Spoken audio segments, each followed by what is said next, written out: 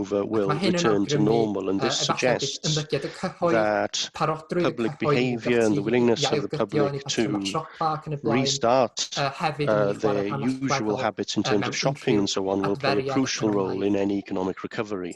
Er mwyn deall hynna'n well, And in dwi'n order meddwl to bod y werth understand edrych ar that y better, I data think it's ar worth symudedd looking neu at the mobility sy'n data cael ei cyhoeddi on gan mobility, Google. which is published by Felly, Google. i esbonio hyn yn gyflym, So mae'r just rhif to explain dim ar this y graff briefly, yn 0 cynrychioli y on the baseline graph cyn Covid, represent the gyda'r rhifau pre-COVID positif yn baseline, cynrychioli mwy o with ymweliadau positive na'r arfer, numbers demonstrating more visits than usual, and the negative numbers, fewer visits. Now, if we look at visits to national parks and beaches, we will see that there's been a huge gap that's developed between Wales and the UK average. For June, if we recall, Boris Johnson scrapped the stay-at-home directive at the end of May, and we saw as a result of that that there was quite a substantial increase in visits to parks across the UK, but less in Wales, where the 5-mile rule was still in force. But once the 5-mile rule was scrapped in Wales, we then saw a similar pattern emerging in Wales too, and by the end of July, the gap between Wales and the rest of the UK had almost disappeared entirely, and I think this is quite an interesting example of how different policies in the devolved nations have had an impact on public conduct. And despite the concern at the outset that it would be difficult for the Welsh Government to get its message across, given that most people in Wales receive their news from media in England, it does appear that there is quite a strong awareness of the difference in policy. Interestingly, if we look at visits to shops and places of entertainment, there's not much difference between the two lines, although the shops reopen more quickly in England. So perhaps people consider open-air activities to be less dangerous than being indoors. Whatever the reason, I do think it emphasises that allowing businesses to reopen isn't enough to change behaviour in and of itself unless the public consider that the level of risk is low enough too. So that trade-off between restriction and economic recovery doesn't seem to hold water entirely. It's not either or, as it were. So, to conclude, it does appear that any recovery will be as dependent on public willingness to resume pre-COVID behaviours than government policy alone. Although businesses are gradually reopening, turnover remains low, and the fall in the number of jobs advertised also suggests that the confidence of businesses is also low. And of course, we don't yet know what the implications of bringing the furlough scheme to an end will be on the labour market, but it is likely that some groups in society will be hit harder in comparative terms than others. So I'm going to finish there and transfer to Gito, who's going to talk about public expenditure and the fiscal and economic outlook.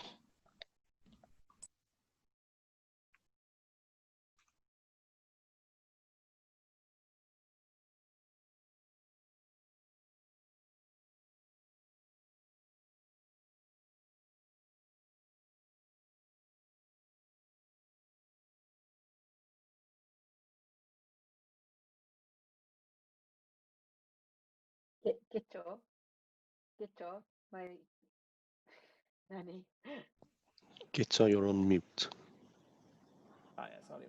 Sorry about that. Thank you very much. I'll be highlighting the impact on the budget during the crisis to date.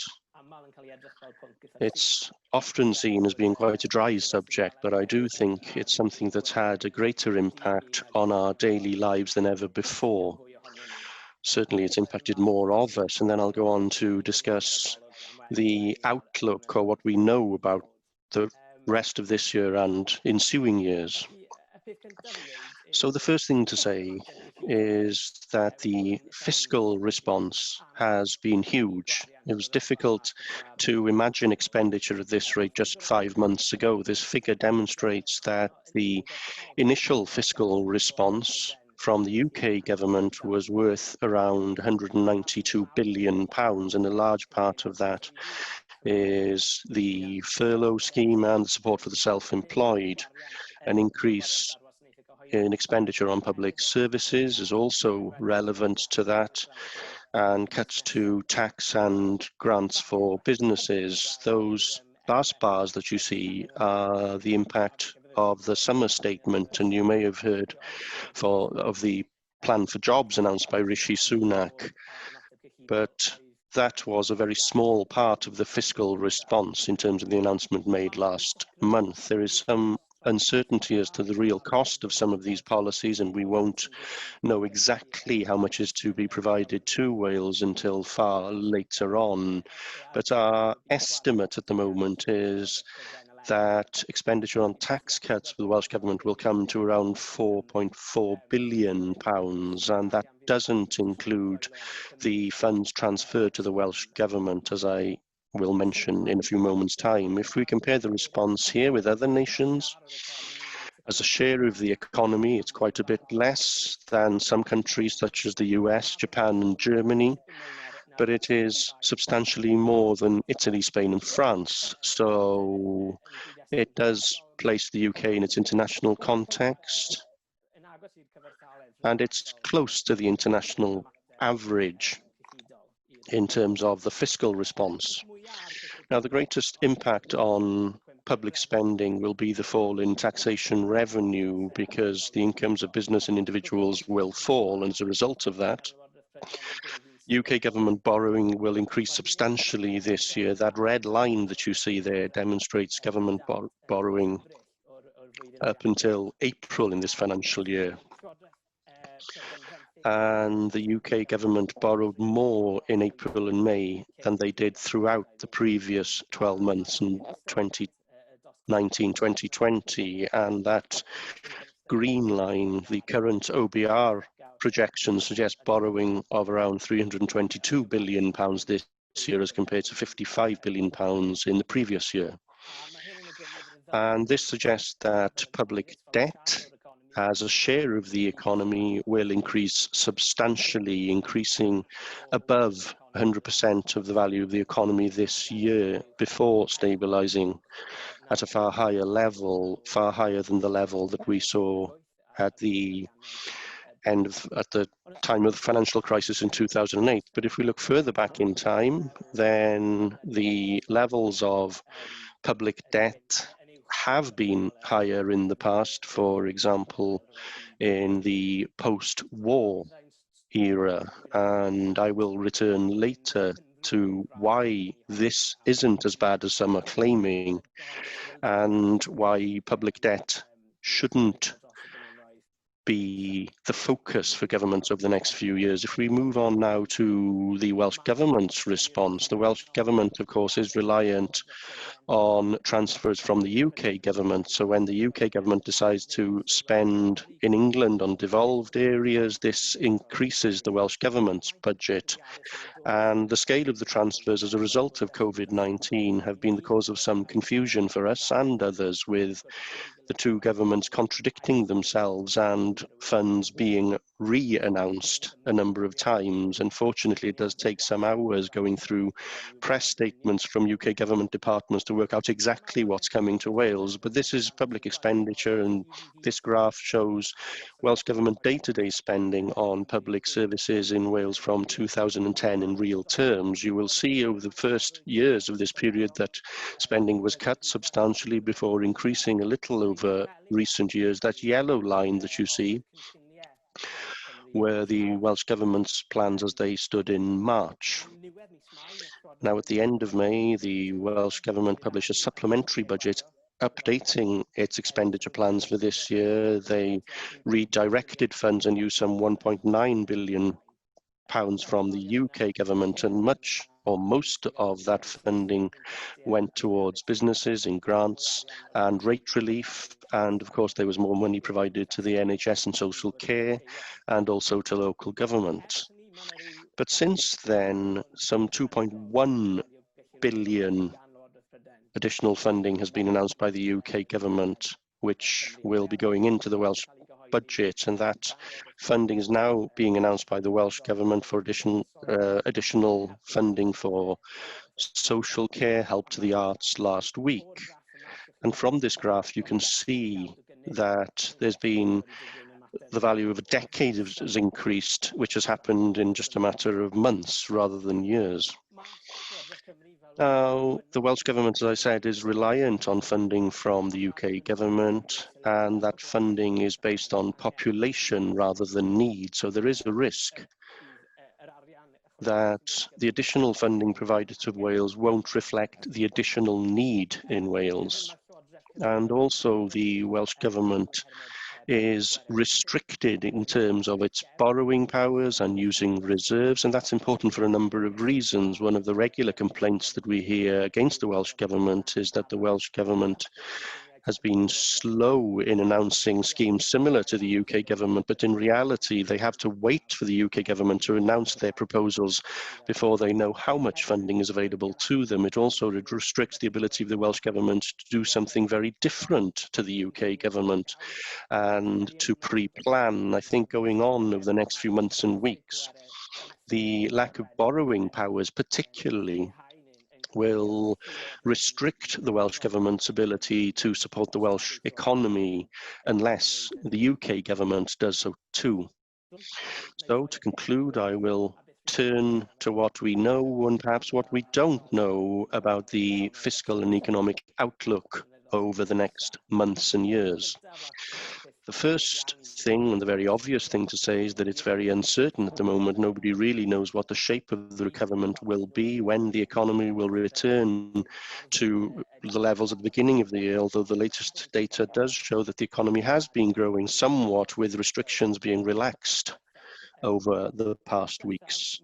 Now, last month, the OBR published 3 scenarios, and you will see those on the screen here, without saying how likely any one of the 3 is. But on the more positive side, the fall in GDP in the last quarter will be some sort of blip in the data, and the economy will recover to the pre-COVID rates. On the other hand, if the situation worsens again, if there are restrictions on the economy over the next few months, if unemployment remains a problem for a longer period, then it could take up until 2025 for the economy to fully recover, and then you have that red line, which is somewhere in between.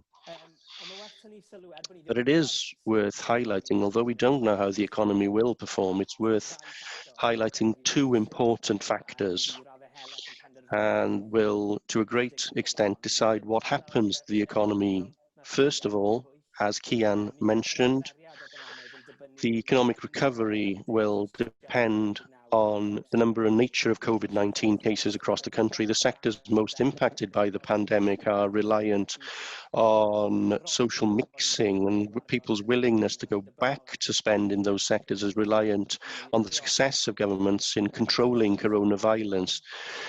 In that sense, the risk of a second wave, which would force the reintroduction of restrictions and would have an impact on people's behaviour, is a great risk. The second factor will be government's willingness and ability to maintain and support the economy through this year and the next few years, ensuring that the highest possible number of workers stay with companies and that businesses stay in operation. That was the aim of much of the policy announced by UK government to date, and also that governments invest in sectors, in infrastructure, in education and skills, which would help people who do lose their jobs into new employment ultimately. In that sense, the important factor in how the economy performs is the possible impact of the removal of the furlough scheme from this month.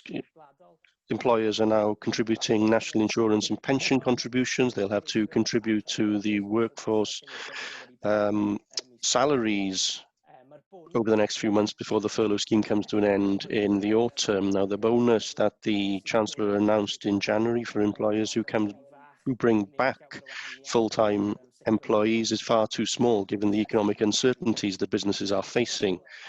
It's likely that unemployment, therefore, will increase substantially over the next few months as this scheme is drawn to a close, and that appears to be quite a substantial and damaging mistake. If the government were to keep furlough in place after October, then it's likely that the cost would reduce naturally over time as more businesses reopen and the economy rejuvenates. One recent study suggested that maintaining the furlough scheme until next summer would reduce unemployment by about 700,000 jobs across the UK, and that corresponds to around 30,000 in Wales. And the cost of doing that would be far lower than the cost of higher unemployment and the poorer performing economy ultimately. Now, making a pledge such as retaining the furlough scheme would also have provided a greater boost to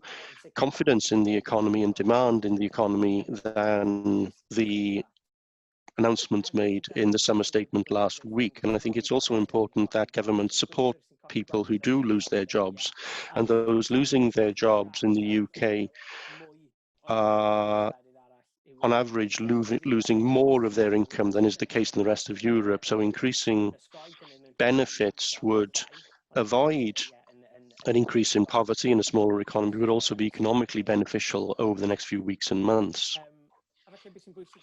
And perhaps what's important to say is that the role of fiscal policy during this crisis over the next months and years is to reduce the damaging impacts on the economy when the declines have a longer-term impact, similar to the impact in Wales in the 80s, when unemployment was around 18%. That had an impact for decades on the economic performance of areas of Wales. And it is likely that there will be structural changes in the economy. For example, it's likely that there will be an ongoing increase in working from home, and which will mean that there will be fewer jobs that service office space and town centres. It also will lead to different jobs being created in different sectors. So it's important that governments do seek to ensure that the jobs created in the economy do pay sufficiently and provide people with sufficient numbers of hours, rather than the kinds of jobs that we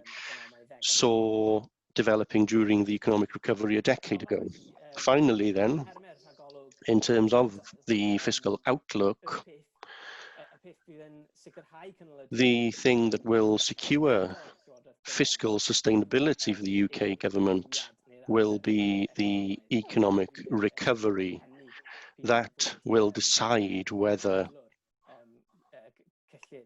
or rather what the state of UK fiscal outlook is. Now, interest rates are very low at the moment, which means that interest payments for governments have fallen over the past few months, even as borrowing increases substantially. And the increase in governmental borrowing this year corresponds almost exactly to savings in the private sector. That is, businesses and individuals haven't been able to spend during this period and are therefore putting their money into savings. And that's ultimately who is lending this money to the government this year.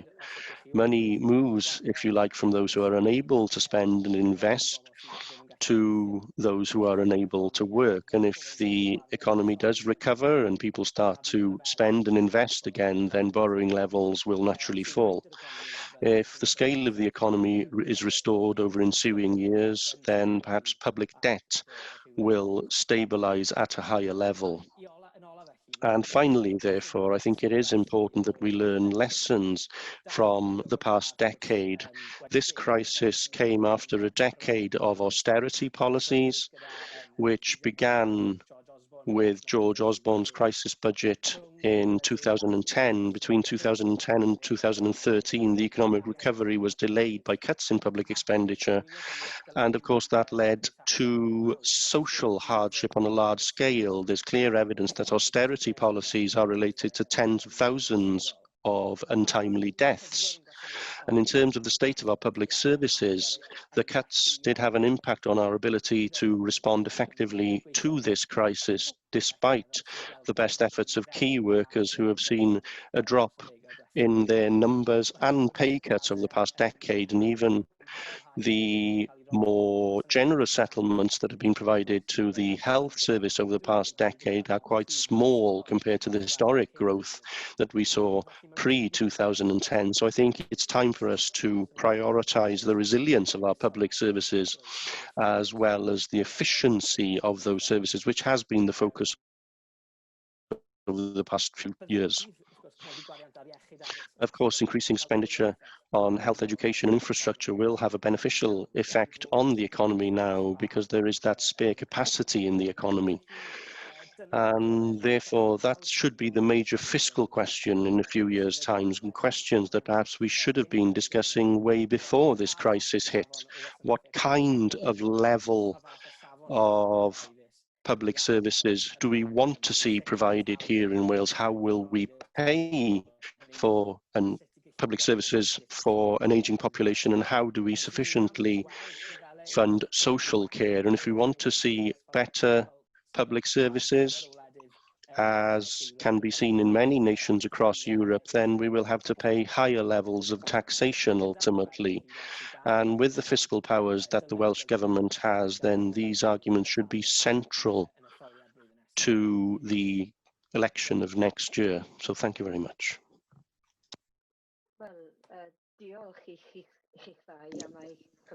Well, thank you very much for those excellent presentations. Just to remind you that you do have an opportunity to submit questions through the Q&A button. But before we move to questions, can I just focus on the point that you concluded with, Guto, which is austerity? Just to give some sort of political context to this economic discussion, how likely is it that the UK government will turn back to that policy? Is the political context sufficiently different now to stop that? Well, if we look at how the UK government moved to an austerity policy in 2010, I do think that things are very different now as compared to that time. First of all, it was the ideology of the Conservative government now was very different to the ideology in 2010. I remember Richard Wyn-Jones in Barn in February called these Tories more interventionist than the Conservatives of the past. I don't think he expected the Tories to start paying 80% of people's salaries by saying that, but certainly before this pandemic and before this huge fiscal response, the Conservatives were promising to bring austerity to an end. And ultimately, I think that austerity was a political choice back in 2010. And therefore, introducing similar policies would be a political decision too. We are hearing in the newspapers that there's talk that we will have to pay for all of this additional expenditure that we're seeing at the moment. And Rishi Sunak, the Chancellor, has been suggesting that cuts may have to be made. So we can't say with certainty that the Conservatives won't move back to an austerity policy, but I think it's less likely now than it was 10 years ago. I think what's different this time, and Guto mentioned this, clearly the Welsh Government has some partial powers over the devolved income tax, and therefore if the UK Government were to go down the austerity route again, then there is a means for the Welsh Government to increase the scale of its budget by increasing income tax. But one thing that's interesting and one thing that's slightly unfortunate too is that because this pandemic has an impact on income, pre-pandemic, if you'd put a penny on the devolved basic rate, you might have had 190 or 200 million pounds for the Welsh economy. After the pandemic, what you'll get back is going to be lower because incomes have been hit. And also because the size of the Welsh budget is a fair bit larger now, some £4.5 billion higher than it was a few months ago. That means that the percentage of Welsh Government expenditure funded through devolved taxes is lower than it was when those taxes were devolved, and even in March of this year. So perhaps that restricts what can be achieved through the new income tax powers. That's very interesting. Do you see any differences emerging between the Welsh Conservatives and the UK Conservative Party, not just in terms of austerity, but also on other fiscal and economic matters.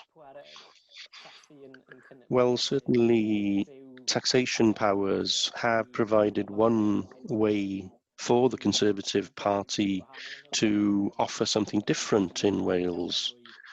It is far more familiar ground for the Conservative Party to start to discuss taxation rather than expenditure alone. They went in to the last election with a pledge to cut income tax. Now, I think it would be quite difficult to make a similar pledge at the next election because there will be so many different pressures on the Welsh Government budget. Yes, I would agree with Guto. I think there is another question in the Q&A box. Yes. Should we introduce a tax on social care or a tax for social care as suggested by Jerry Holtham? Well, just to give some context, Jerry Holtham mentioned a tax that would be paid just to fund social care for older people in Wales. And the report is quite detailed, but I think the idea is that people would pay in over their working life, so it would be a fund which would be ring-fenced for social care, with the rates increasing as people grow older, so older people pay higher tax towards social care than younger people. And it's quite interesting because just last week there was talk in the UK newspapers that the Westminster government was considering a tax on those over 40 years of age in England to fund social care. I don't think there was a great deal of consideration on the impact of that on devolution and whether that would happen for England only or whatever, but I do think what is true to say is that we do need to do something to fund social care. We will know that we have an aging population, but also we're also expecting an increase in conditions such as dementia that need very intensive care in old age. And in order to fund that, I do think we will need more money in the coffers. I think one of the things that's had an impact on social care is the fact that local government budgets have been cut very harshly indeed over the past decade. So the value up until 2018-19 as compared to 09-10 has been cut by around £1 billion in terms of real term support for local authorities. And of course, that's had an impact on the funding provided for investment in social care settings and in social care more generally. But this has been on the political agenda for many years. I think that now something has to happen, or something has to happen at some point. The question is whether it will happen in the next Welsh parliamentary term. Who knows? I would imagine that it would appear in some of the party manifestos for the next election. Thank you very much, Guto. Yes, the stance of the Welsh Government, or it appears the stance of the Welsh Government over recent years was to wait for England to do something first.